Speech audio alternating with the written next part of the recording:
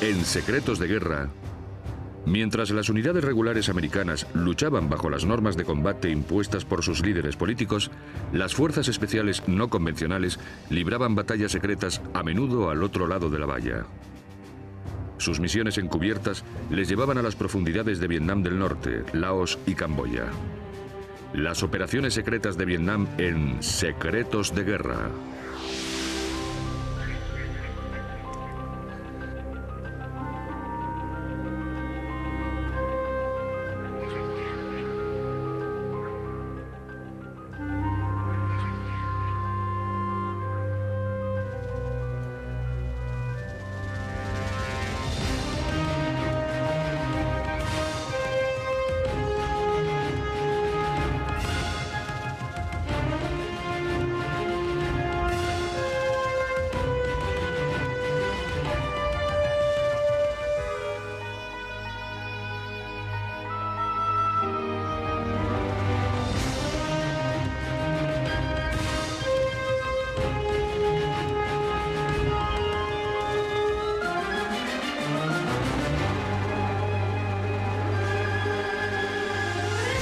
Secretos de Guerra.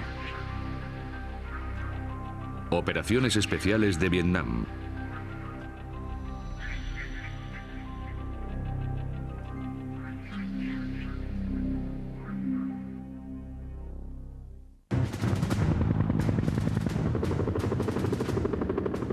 Hay muchos nombres para las guerras de Vietnam. Los franceses llamaron a la suya la guerra sin líneas de frente. Ho Chi Minh y su facción del Partido Comunista de Vietnam la llamaron la guerra del pueblo.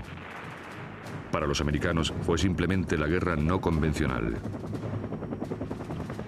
Estados Unidos se enfrentaba a un enemigo esquivo con helicópteros y un armamento superior, pero con unas asfixiantes normas de combate militares y políticas. Los norvietnamitas sufrieron un número de bajas espeluznante, pero resistieron a las fuerzas estadounidenses a base de inteligencia, camuflaje, paciencia y terror. El hecho de que la superioridad armamentística de Estados Unidos podría haber derrotado a otros ejércitos se diluye ante su incapacidad para comprender la situación política y militar a la que se enfrentaba en Vietnam. El sureste asiático se convertiría en un importante campo de batalla para una nueva clase de ejército de soldados no convencionales. Encabezados por las fuerzas especiales del ejército y los SEALs de la Marina, las operaciones especiales de nombres clave como Phoenix, 34 Alpha, Delta Force y los grupos de estudios y observación son lejanos recuerdos de una lucha secreta y salvaje por conquistar el corazón y la mente del pueblo. Creo que no cabe la menor duda de que el Pentágono tuvo una actitud muy arrogante durante la guerra de Vietnam. Creían tener la tecnología, el derecho divino para ganar la guerra. Tenían una arrogancia política, tecnológica y casi filosófica. Y eso fue un gran problema. Efectivamente, la expresión "el corazón y la mente del pueblo" afectaría a la remodelación sufrida por el ejército estadounidense tras Vietnam y continúa siendo el lema principal de sus operaciones militares.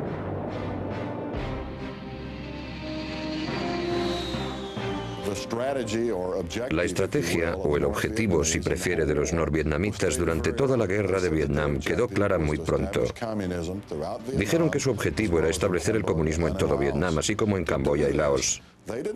Para ello no se inventaron una nueva estrategia o nuevas técnicas de cara a librar la guerra. Reconocían que sus enemigos iban a ser fuertes. Se anticiparon en la lucha contra Francia y se anticiparon en su lucha contra Estados Unidos. Su estrategia y su táctica se basaba en la que había usado Mao para establecer el comunismo en China. Ho Chi Minh era un reconocido comunista internacional y fundador del Partido Comunista Internacional de Francia. En su condición de líder de los norvietnamitas, veía la subyugación de todo el sureste asiático como su gran objetivo.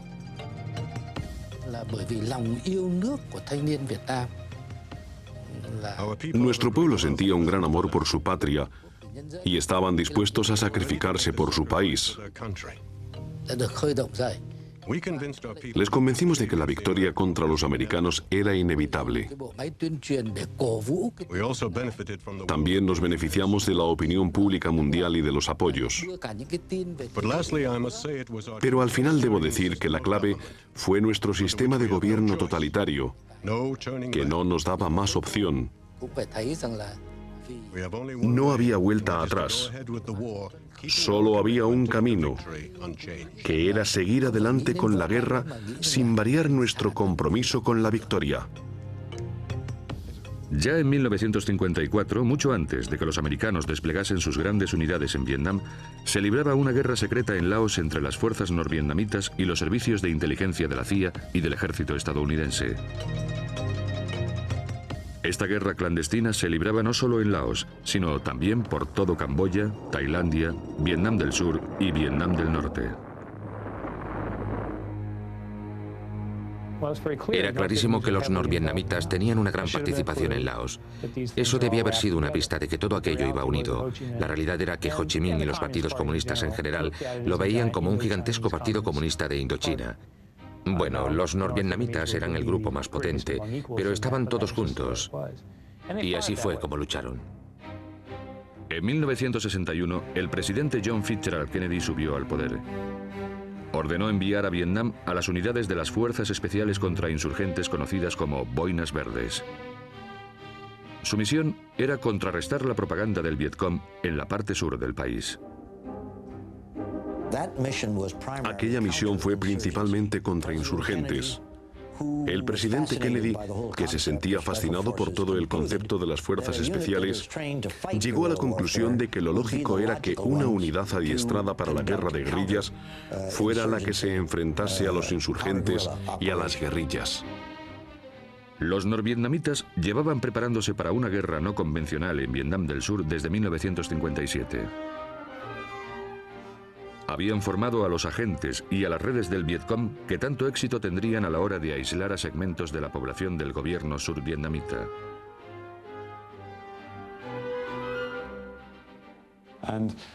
Yo creo que gran parte de la credibilidad del Vietcong en el sur se debía a que esta era una guerra nacionalista, o al menos así la presentaban. Creo que eso fue muy importante. No hay duda de que usaron el terror y la subversión. Es algo que se usa en todas las campañas de guerrillas y en todas las guerras civiles. Pero no era, como dicen muchos historiadores americanos, que el pueblo subvietnamita apoyara al Vietcong por estar totalmente aterrorizado. Había razones nacionalistas muy fuertes por las que no les gustaba la participación americana y no les gustaba el gobierno corrupto que los americanos parecían apoyar. La Agencia Central de Inteligencia Americana llegó a Vietnam ligada a la presencia de los Boinas Verdes. La CIA estaba inicialmente al mando de todas las operaciones paramilitares en Vietnam. Aquella gente necesitaba material del ejército para hacer parte del trabajo sucio, las operaciones de los comandos. Así que organizaron un cuartel militar llamado Grupo de Operaciones Especiales. Luego comprendieron que el enemigo podía adivinar lo que hacía el Grupo de Operaciones Especiales, así que lo renombraron como Grupo de Estudios y Observaciones. Nuestra tapadera era que estábamos analizando las lecciones aprendidas en el conflicto, documentándolas para las generaciones futuras y aprendiendo todo lo posible para perfeccionar nuestra forma de librar la guerra. Se suponía que éramos personal administrativo e historiadores. El Grupo de Estudios y Observaciones, conocido como SOG, sigue siendo una de las operaciones más secretas de la guerra de Vietnam. Una de sus primeras misiones de contraespionaje se convertiría en su mayor fracaso. El programa 34 Alpha fue un programa que se inició cuando la CIA se encargaba de todas las operaciones secretas y clandestinas en el sureste asiático. Habían organizado el servicio de inteligencia survietnamita de tal forma que estos reclutaban a la gente, los adiestraban y luego Estados Unidos ayudaba aportando equipamiento, radios y demás para las comunicaciones, y en algunos casos les transportaban por el aire hasta el norte o les transportaban por mar hasta Vietnam del Norte. Al no haber agentes residentes en Vietnam del Norte que pudieran dar refugio a los infiltrados, la mayoría de los saboteadores eran ejecutados o capturados, normalmente a las pocas horas del desembarco. En total se perdieron 500 agentes. De los casi 400 que fueron capturados, algunos llegarían a pasar hasta 27 años en prisión. Fue un fracaso al 100% debido a varias razones. Primero, había un régimen muy totalitarista que vigilaba los pueblos. Tenía un minicomisario al nivel más bajo. Si llegaba un forastero, no era como en el sur, que había una movilidad considerable. Si llegaba un forastero, se le interrogaba inmediatamente. Y segundo, los agentes que se infiltraban en el norte no tenían buenas credenciales. Las falsificaciones eran malísimas, al parecer, y por eso les descubrían. Las órdenes escritas de Kennedy para ampliar las operaciones en el campo del espionaje, la guerra no convencional y las actividades político-psicológicas iban encaminadas a mantener a los soldados americanos fuera del combate directo.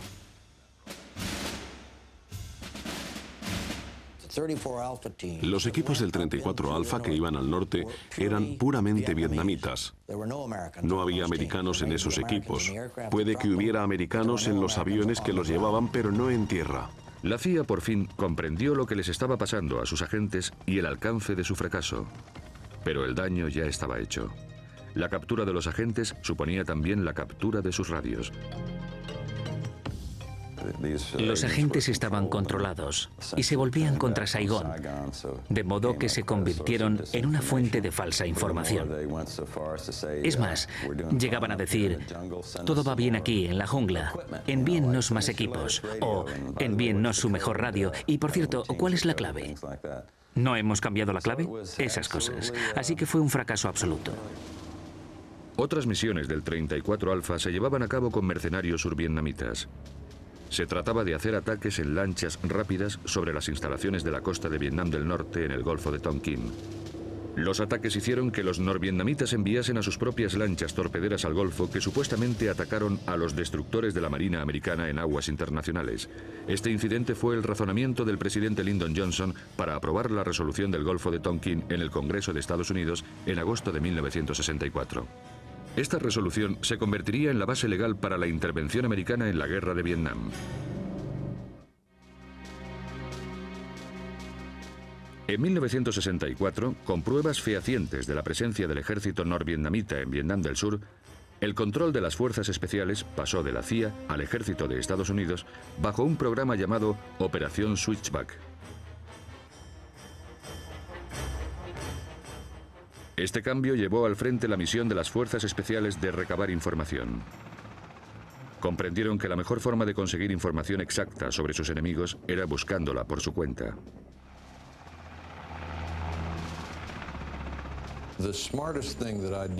Lo más inteligente que hice en Vietnam fue lo siguiente.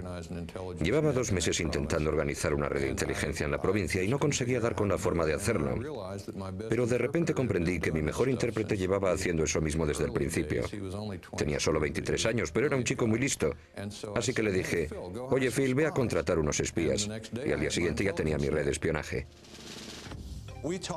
Hablábamos con la gente de la ciudad y aunque no hablábamos vietnamita, conseguíamos mucha información. Conseguíamos información de las prostitutas, conseguíamos información de las Mama Sans, que dirigían restaurantes y bares.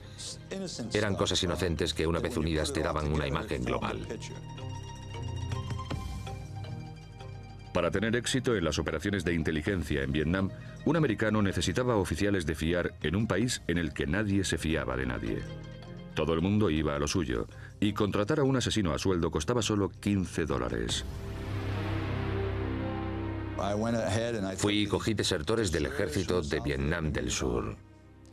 Chu Hois, que eran desertores del norte o del Vietcong, gente salida de la cárcel. Reclutaba a toda esa gente y les pagaba dinero para que lucharan contra sus hermanos y hermanas, tías y tíos, todo eso. Yo tenía absolutamente claro que no había ninguna lealtad entre ellos y yo. Todo se reducía al dólar. La mayor dificultad no radicaba siempre en luchar contra el ejército de Vietnam del Norte y el Vietcong. A menudo lo difícil era encontrar a un enemigo que no quería que le encontrasen. A medida que aumentó la demanda de información exacta, el cuartel de las fuerzas especiales creó una pequeña fuerza secreta llamada Delta. Esta unidad logró un increíble récord de éxito a la hora de obtener información sobre el enemigo. En un momento dado hubo unos 30 hombres en la unidad Delta que aportaban el 40% de la información operativa de toda la República de Vietnam. Eran de una eficacia increíble, no solo en cuanto a la cantidad y calidad de la información que traían, sino en las bajas que infligían directamente al enemigo mediante la solicitud de bombardeos aéreos. Para 1968, las fuerzas especiales habían creado 1 millar de unidades secretas para cubrir las necesidades de información militar. Dentro del grupo de estudios y observaciones, la operación de mayor éxito fue la CIC, Comando y Control.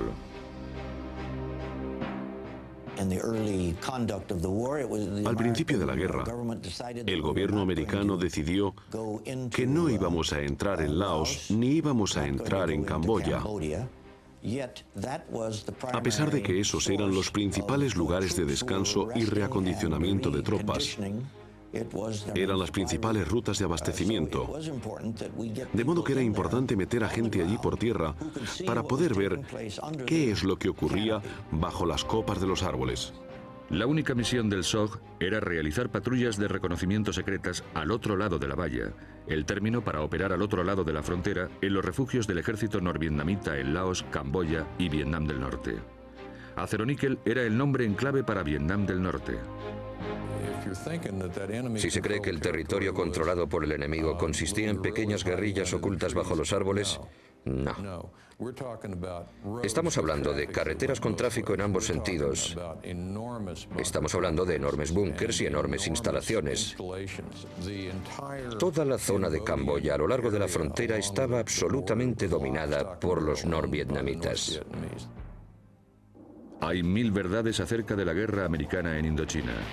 De hecho, se trataba de 1000 pequeñas guerras libradas en terrenos muy distintos. Los reconocimientos del SOG eran las misiones más peligrosas de las fuerzas especiales en Vietnam. Era todo tan secreto que ninguna agencia de inteligencia survietnamita supo jamás de su existencia.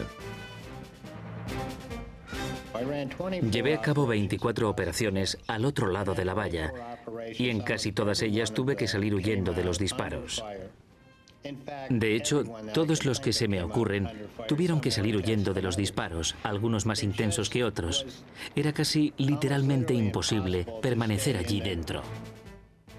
Detrás de las bajas, la valentía y los éxitos se escondían los fracasos, los problemas y los miedos.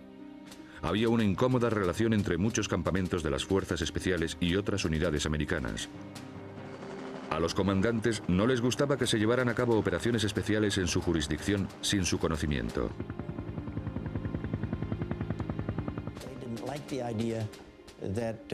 No les gustaba la idea de que tuviésemos unidades con miembros vietnamitas que salían de su perímetro y corrían el riesgo de ser capturados y delatar su posición. Estas unidades secretas constaban de 2 partes. Tenían pequeños equipos de reconocimiento y unas compañías más grandes llamadas Fuerzas Escotilla. Nunca hubo más de 150 americanos trabajando a la vez en tareas de reconocimiento del SOG. Las patrullas del SOG operaban en pequeños grupos mixtos y eran solo para reconocimiento. De los ataques al otro lado de la frontera se ocupaba la Fuerza Escotilla, que era de un tamaño entre una compañía y un batallón, y que operaba a las órdenes de Comando y Control Norte. Estaba compuesta por mercenarios y esos eran los que participaban en los grandes ataques.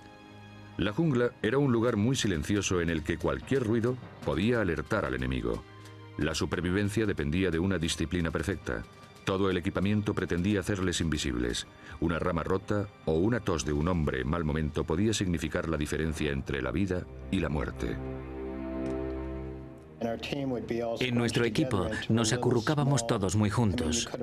Seguro que hasta podías ponernos un plato encima. Así de juntos estábamos. Los norvietnamitas estaban hablando y hurgando en los matorrales a unos 3 metros. Y me preocupaba que oyeran mi corazón, porque latía a toda velocidad. Los equipos SOG eran una gran preocupación para el ejército de Vietnam del Norte, que dedicaba batallones enteros a la caza de un pequeño equipo. Las misiones eran tan peligrosas que rara vez duraba más de 5 días.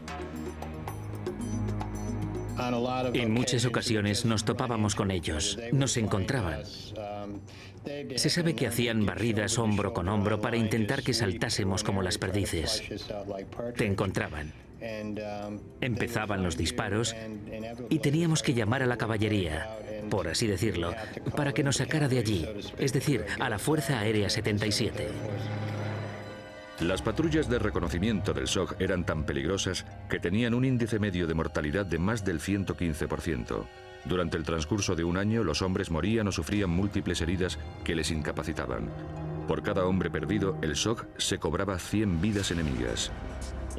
Haces 5 misiones, haces 6 misiones y luego te hieren. Eso lo cambia todo.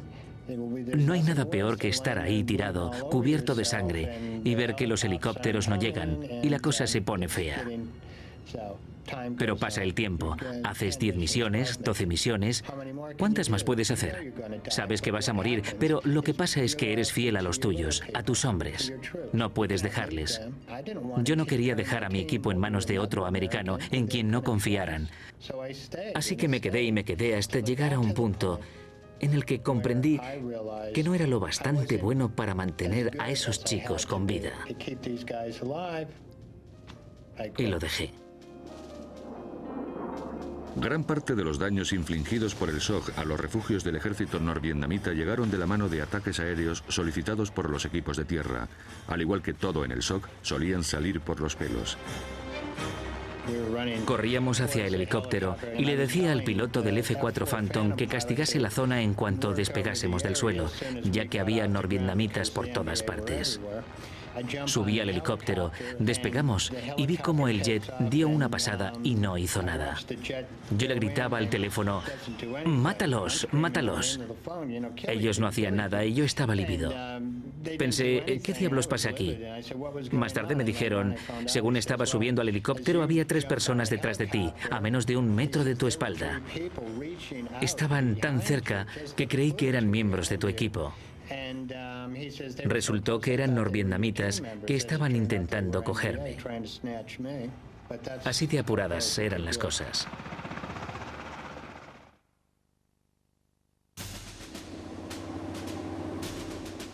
Varias operaciones de la CIA contra los insurgentes en el sureste asiático habían supuesto costosos fracasos. Muchos agentes de campo resultaron poco fiables. La red de espionaje era ineficaz en su mayor parte, frecuentemente plagada de agentes dobles y presidiarios.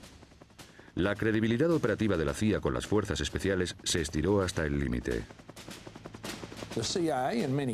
En muchos casos, los de la CIA llegaban con pistolas cromadas con mango aperlado y, ya sabe, sombreros vaqueros y actuando como si fuesen tipos duros para intentar convencernos de que no era su primera operación. Pero cuando acabábamos de sonreírnos y reírnos de ellos en muchos casos, metían el rabo entre las piernas y se iban. Había algunos agentes de la CIA muy cualificados y otros que eran auténticos idiotas. A nivel estratégico era mucho peor. Al Politburó de Hanoi le bastaba con comprar los periódicos americanos para conocer las últimas noticias políticas en Washington, D.C. o leer los comunicados del campo de batalla. Pero las agencias de inteligencia de Estados Unidos contaban con poco más que los estridentes discursos de propaganda para saber qué estaba ocurriendo dentro de Vietnam del Norte. Los comunistas sobrevivieron a base de secretos. Contaron muchas historias distintas a la prensa, tanto entonces como ahora. Es difícil saber quién estaba al mando y cuáles eran sus objetivos.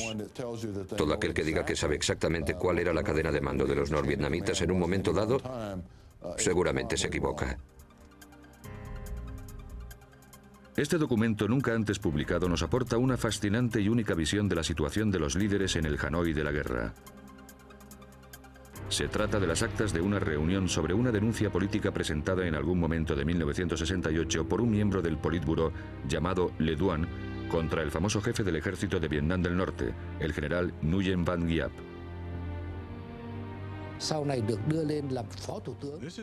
Esto es una memoria que recibí de Tran Quynh, el exsecretario de Le Duan, que más tarde sería viceprimer ministro.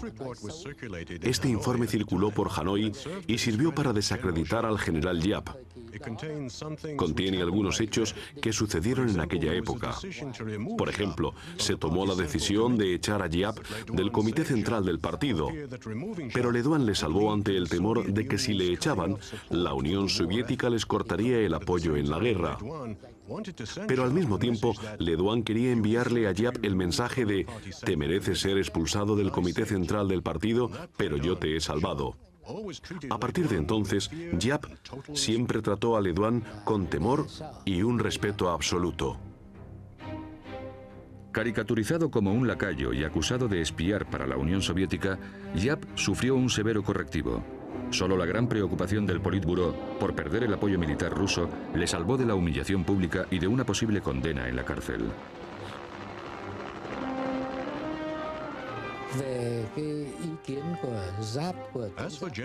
En cuanto a la opinión del general Giap en aquella época, decía que había perdido su influencia sobre el Politburó debido a una feroz lucha dentro del partido entre Le Duan y Vo Nguyen Giap. Le Duan y su colega Le Duc Tho sospecharon y acusaron a Giap de ser agente de la Unión Soviética.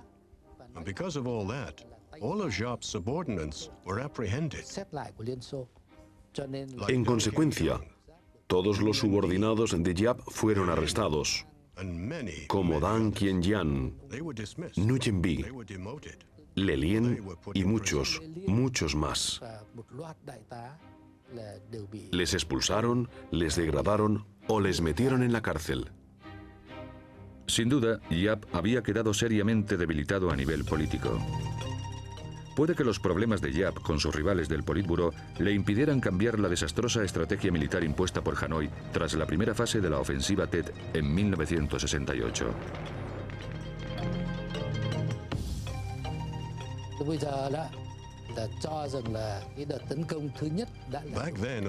En aquella época, el general Giap opinaba que bastaba con la primera fase del Tet. Teníamos que parar y ahorrar fuerzas para una lucha prolongada. Pero otros buscaron su propia gloria y forzaron la segunda y tercera fase de la ofensiva. Más tarde, estas dos fases de la ofensiva nos causaron un número de bajas tremendo y gran parte de nuestra infraestructura quedó arrasada. La incapacidad para recabar la más mínima información impidió que las agencias de inteligencia americanas comprendieran y explotasen estas rivalidades políticas de los comunistas. Al no poder discernir entre las facciones e intenciones políticas de los norvietnamitas, el gobierno americano tenía que reaccionar a los movimientos de Hanoi en vez de anticiparse a ellos. Las fuerzas especiales y más tarde los SEALs de la Marina vieron que no había victoria posible en Vietnam del Sur sin proteger a la población civil survietnamita. La misión primordial de los Boinas Verdes era organizar milicias armadas entre las 31 tribus montañar de Vietnam del Sur y encomendarles la tarea de proteger las zonas fronterizas con Laos y Camboya de la infiltración de los norvietnamitas. Vietnam no cuenta con un grupo étnico homogéneo. Hay tribus que ya vivían en esas tierras antes de llegar los vietnamitas desde el norte. Los montañat, que vivían en las montañas, odiaban a los vietnamitas más que a nadie. La CIA y los servicios de inteligencia pudieron adiestrar y armar a estas tribus y utilizar ese odio para su provecho. Compuestos por entre 3 y 12 hombres, unos pequeños grupos de boinas verdes, llamados equipos A, eran los responsables de guiar, alimentar y equipar a cientos de mercenarios.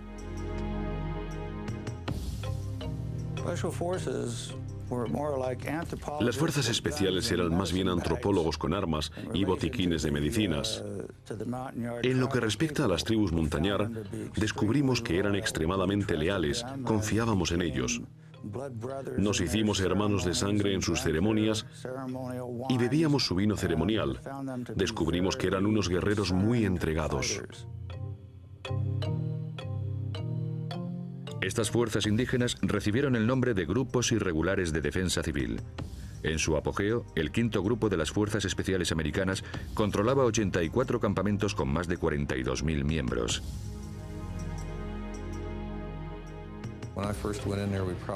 Cuando yo llegué allí, tendríamos unos 300 americanos trabajando en las montañas centrales con 25.000 hombres. El soldado medio montañar cobraba unos $21 escasos al mes, así que la cosa salía muy rentable. El trabajo de los boinas verdes requería algo más que el adiestramiento básico para el combate. Nuestro trabajo se dividía en distintas categorías. Los enfermeros intentaban enseñar medicina a sus equivalentes. Los expertos en armas intentaban coger a pelotones de soldados indígenas, muchos de ellos de las tribus montañar, que iban con taparrabos y usaban arcos y flechas venenosas, y les daban carabinas y ametralladoras de la Segunda Guerra Mundial para enseñarles a usar armas modernas contra el Vietcong. La corrupción entre las fuerzas indígenas era un hecho asumido de la vida diaria. Robar, sobornar, mentir o matar a sus rivales eran prácticas comunes en los campamentos. Muchas veces era tan peligroso estar dentro de los campamentos de los equipos A como estar fuera. Una vez, Kwon, uno de mis exploradores del equipo, se enfrentó con un hombre que él creía que estaba con su novia. Entró en el comedor, donde el otro estaba comiendo, y le golpeó en la cabeza con la parte del pico de un martillo, y le mató. Eran unos matones, así era como solucionaban las cosas. La vida de las fuerzas especiales en los campamentos de los equipos A no era muy distinta a los pueblos sin ley del salvaje oeste americano.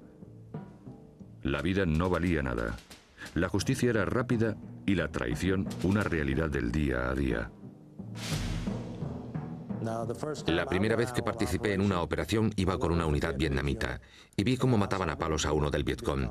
Yo estaba ahí delante con el sargento y le dije, acabo de llegar aquí, ¿sucede esto muy a menudo? Y me dijo, sí, ignóralo.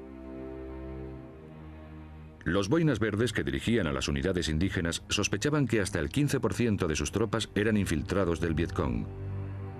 Todos los demás, desde los montañar hasta los camboyanos, pasando por los mercenarios tailandeses y los Nhuns chinos, luchaban por dinero.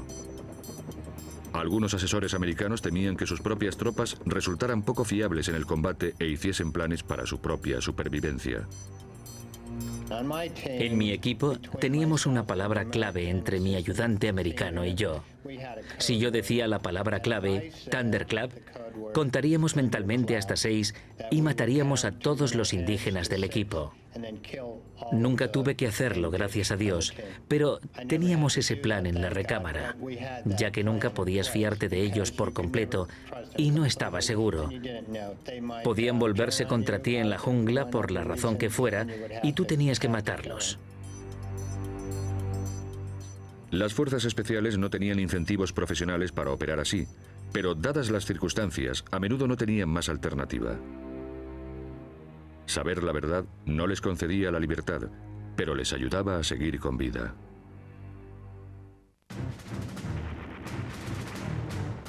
La operación secreta más eficaz y más polémica de los aliados en toda la guerra fue el programa Fénix de la CIA, y se inició en 1968. Se trataba de una misión de inteligencia conjunta entre americanos y vietnamitas concebida para destapar la infraestructura civil del Vietcong. Los recaudadores de impuestos y los políticos de alto rango eran los objetivos de la CIA. Un soldado norvietnamita en la ruta de Ho Chi Minh era tan forastero en una tierra desconocida, Vietnam del Sur, como los americanos. Sin la infraestructura del Vietcong, habrían tenido muchos problemas para funcionar. Los vietnamitas conocían el programa Fénix como el Phuong Hoang. Su objetivo era forzar a los miembros del Vietcong a rendirse o a arriesgarse a morir. Los efectos inmediatos sobre el Vietcong fueron tremendos y positivos. Intentaban influenciar a la mujer de un guerrillero, dándole dinero o seduciéndola. Uno de ellos se casaba con ella y pasaban a ser marido y mujer.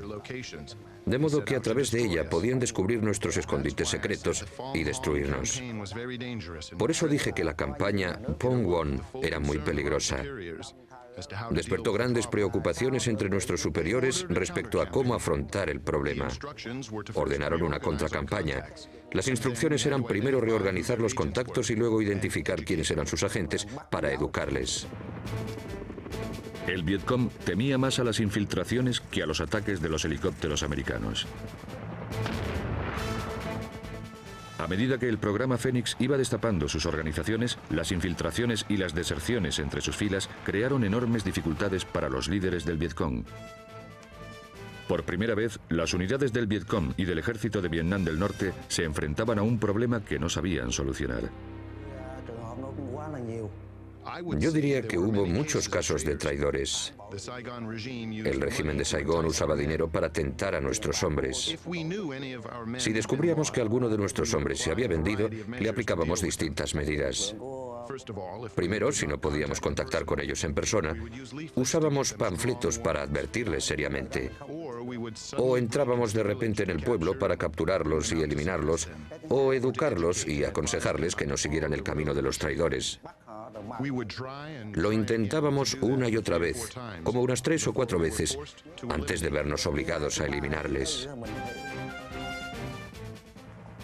Tachado de programa de asesinatos por la prensa estadounidense, el Fénix fue blanco de una campaña de propaganda norvietnamita en la que no se mencionaba que el terror y los asesinatos eran también las técnicas del Vietcong y el Ejército de Vietnam del Norte. Llegamos a un pueblo y a las afueras, en la entrada, estaba el jefe del poblado colgado de los pies. La mujer del jefe del poblado colgada de los pies y destripada, ya que estaba embarazada. Y 2 niños también colgados. Todos muertos, todos muertos. Y había sido obra del Vietcong. El Vietcong había utilizado el terror de forma rutinaria para castigar a los sospechosos y para enviar un mensaje a todo aquel que pudiera resistirse a sus exigencias. Las fuerzas especiales habían presenciado estas atrocidades desde su llegada a Vietnam en 1958.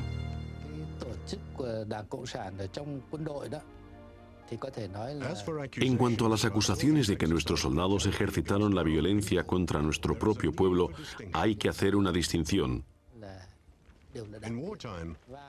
En tiempos de guerra, la brutalidad es a veces inevitable. Nuestro ejército es el ejército del pueblo. Aman al pueblo y sirve a su causa, ya que también están adiestrados en la ideología de la lucha de clases sociales. Por ello se producen asesinatos de oficiales survietnamitas y personas de pueblos y ciudades. Es inevitable durante una guerra. Muchos soldados norvietnamitas y del Vietcong ya estaban hartos de la guerra. Menos de 9.000 soldados, llamados Chu Hois, se habían rendido al bando aliado en 1967. Esa cifra se disparó hasta los 20.000 en 1968 con el inicio del programa Fénix. A medida que avanzaba la guerra, las bajas empezaron a afectar a los soldados y ya no pudieron soportarlo más. Uno de los soldados de mi unidad, por ejemplo, era muy valiente, un soldado brillante, era muy bueno. Pero tras una batalla en la que vio despojos humanos e intestinos tirados por los suelos, no pudo soportarlo. No podía comer, no podía dormir, y al final lo dejó. Era demasiado para él. La CIA había creado una nueva fuerza armada llamada Unidad de Reconocimiento Provincial, o PRU. Estaba diseñada para ser el brazo ejecutor del Fénix. El PRU estaba equipado y financiado por la CIA. Organizados, adiestrados y encabezados por boinas verdes y SEALs de la Marina en calidad de asesores civiles, las tropas mercenarias del PRU se reclutaban en las zonas locales. A mi grupo lo llamaban Unidad de Reconocimiento Provincial. Pero le diré que eran asesinos a sueldo, ¿entiende? Olvide los eufemismos políticamente correctos, llámelo como quiera, pero esa gente luchaba por dinero. Cuando esta gente trabajaba para el Fénix, se les daba una lista de supuestas infraestructuras del Vietcong y durante un mes intentaban ir por la provincia matando a todas esas personas. Yo creo que el programa del PRU y el programa Fénix fueron un intento de duplicar la forma de operar del Vietcong. La respuesta del Vietcong frente a este desgaste de sus tropas fue aumentar su uso del terror para intimidar a los miembros del PRU y para impedir que sus propias tropas se rindieran.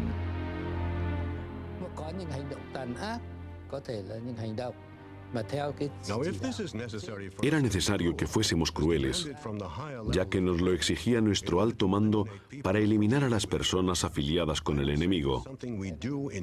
Yo diría que lo hicimos para poder ganar la guerra. Yo jamás dejaba que mis soldados hicieran cosas malas o hiciesen sufrir a la gente. Yo investigaba, pagaba los daños a la gente y recriminaba a mis soldados cuando era necesario.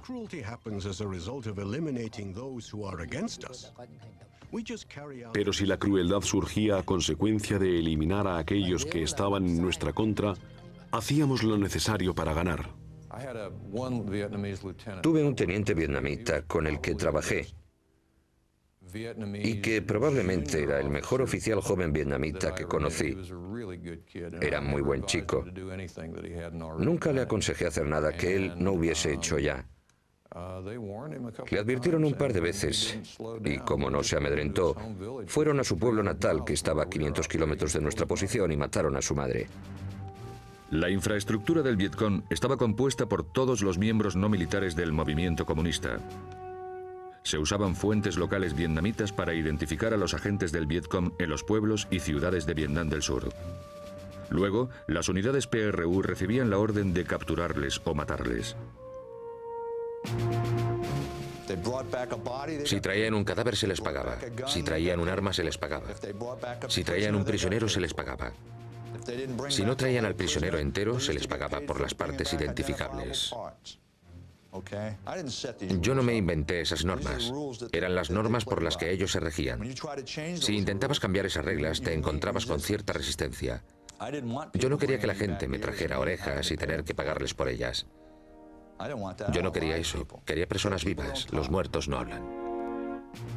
No cabe duda de que el programa Fénix redujo la influencia del Vietcong. Pero al igual que en toda operación especial en Vietnam del Sur, siempre estaba el temor a una infiltración del Vietcong en las agencias de inteligencia survietnamitas. En algunos casos, los oficiales corruptos se aprovecharon del Fénix para eliminar rivales de negocios y personales. Las PRU se nos fueron de las manos enseguida. No comprobaban nada, salían y mataban a un montón de gente. En muchos casos mataban a la gente que no era. Los del Vietcong se infiltraban y les decían que matasen a gente que en realidad era partidaria del gobierno. En realidad nadie lo comprobaba. En el fondo, el programa Fénix tuvo una impresionante eficacia a la hora de eliminar el sistema de apoyo del Vietcong, pero llegó demasiado tarde en la guerra para cambiar el resultado. Sin embargo, hubo otra unidad de operaciones especiales que se buscaba la información por su cuenta y le sacaba gran provecho. Los SEALs de la Marina estadounidense estaban redefiniendo el papel del soldado no convencional.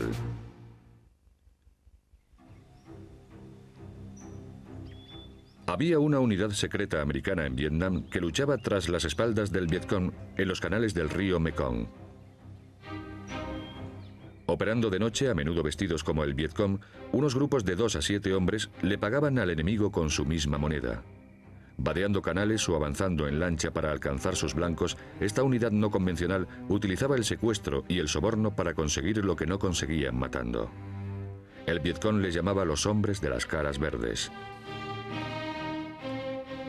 Los SEALs buscaban un lugar donde trabajar y el ejército había acordonado una zona especial en la que nadie podía operar, ya que estaba dominada por el Vietcong, así que les dijeron: vosotros operáis en el agua, podemos meteros ahí.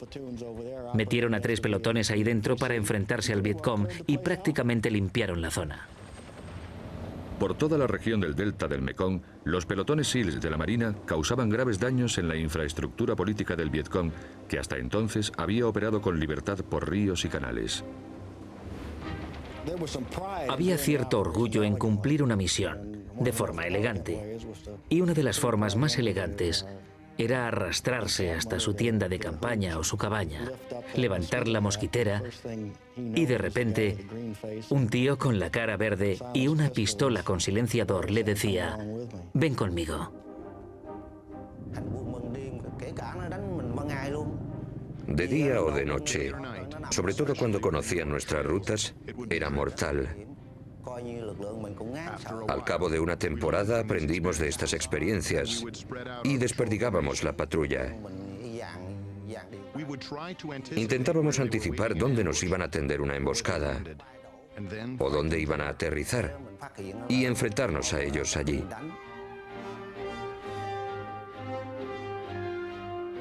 Había que operar en silencio y con habilidad para evitar ser detectados. El procedimiento estándar en aquella época era que el avanzadilla y el líder de patrulla entrasen en la cabaña que no tenía puertas. A partir de ahí, la cosa se complicaba si el tipo tenía guardaespaldas y sobre todo si estaban despiertos. Si estaban dormidos o si no tenía guardaespaldas, la cosa solía ir bastante bien.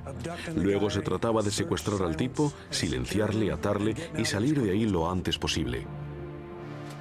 Los SEALs de la Marina estadounidense lucharon en Vietnam por su país y por sus compañeros. Su intención no era solo observar al enemigo, sino capturarlo o matarlo.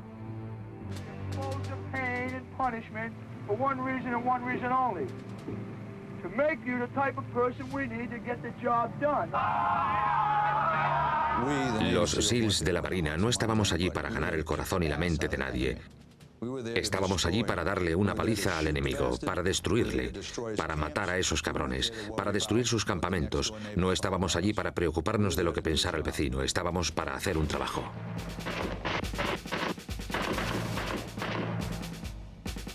Los recaudadores de impuestos y los altos oficiales del Vietcong y el ejército de Vietnam del Norte eran los blancos preferidos. Los SEALs y sus unidades especiales dotaban de un nuevo sentido al término pesadilla.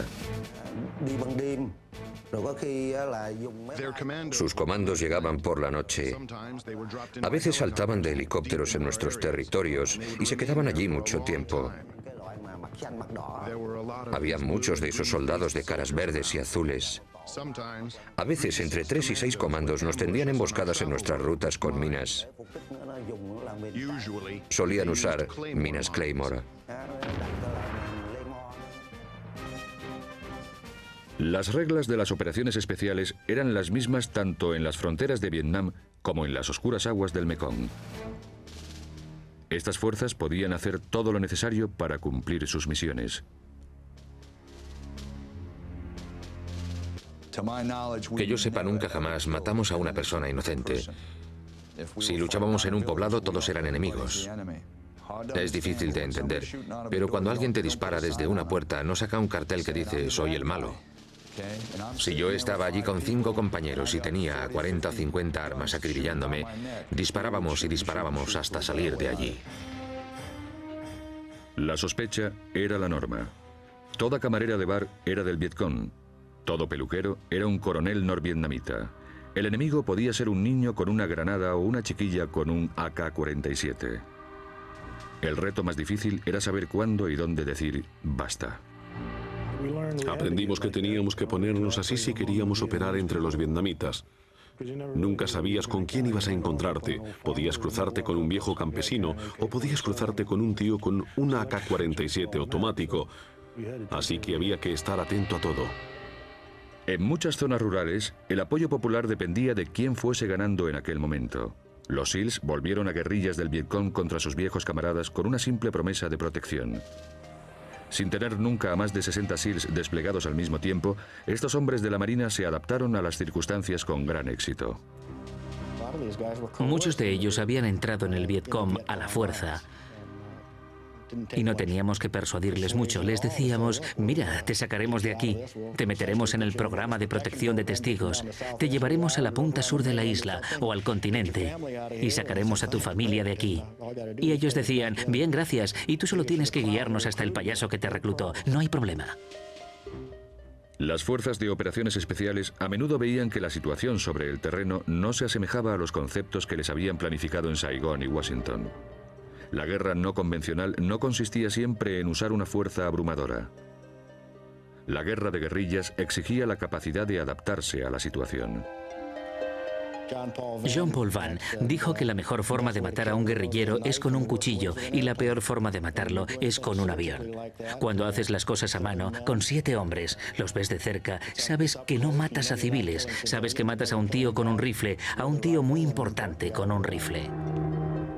Despiadada, decidida y secreta, esta guerra no convencional se convirtió en una guerra entre la guerrilla americana y la guerrilla vietnamita. La ironía es que el soldado americano no convencional adaptó muchas de las tácticas de sus enemigos. Ninguna otra fuerza en Vietnam logró un mayor éxito que el de varias unidades de las operaciones especiales. Décadas más tarde, algunas realidades están saliendo a la luz. El objetivo de Ho Chi Minh de subyugar al sureste asiático fracasó. El comunismo se ha venido abajo en todo el mundo, dando lugar a economías de mercado que han ido surgiendo por todo Indochina y cada vez más en Vietnam. Solo el tiempo dirá si el país de Vietnam llegará a asumir del todo los mismos principios democráticos por los que lucharon las fuerzas americanas de operaciones especiales hace décadas.